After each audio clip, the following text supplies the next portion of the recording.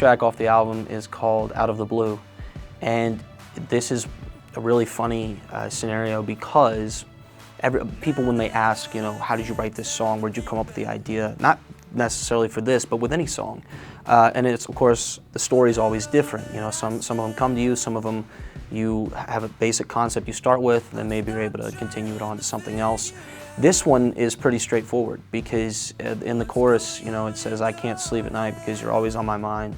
And literally how the song was written was, it was, you know, 2 or 3 in the morning, and I was having trouble sleeping. So rather than just continue to sit there or lay there and, you know, not sleep, and just, I thought, you know, I might as well do something valuable with my time.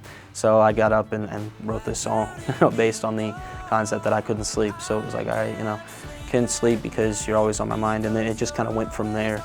And in terms of why it's called Out of the Blue, it's you know, the concept is pretty basic. You know, you think you're going somewhere with somebody, you know, you think everything's kind of going great, and then out of nowhere, you know, they're just, you know, they vanish and they change their mind, or, you know, life pulls them in another direction. And so, yeah, almost a sense of, you know, like you were deceived into this, you know, situation, and you know, then they pull the rug out from under you.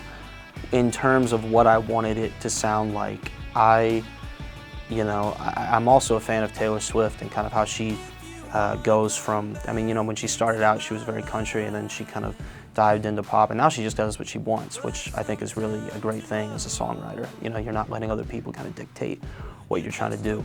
And so I thought, you know, I have a lot of songs that, you know, they get gritty with, you know, the heavy the guitar distortion, or, you know, they sound really, you know, organic and genuine with, you know, just, you know, nice acoustic track. I thought, why don't we do something that, you know, it's going to amp things up a little bit and change it to have a much different dynamic. So I kind of wanted to go a little more, almost like a techno kind of feel, you know, very 80s, very, you know, a lot of synthesizers, you know, kind of up-tempo, and you know, we ended up getting this really big, you know, heavy drum sound. You know, it's almost like a cannon, you know, and it's a good steady beat, and I think it's, you know, it's something you can kind of bop your head to, and yeah, I think that overall it turned out really well. It was immediately when we were working on it, it was one of my immediate choices to have it as one of the first singles, you know, because I thought this is something that people, when they hear this, they're going to go, that's not really characteristic of maybe something we would do,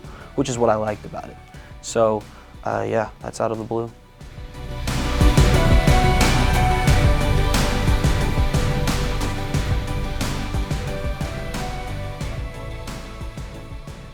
Thank you for watching.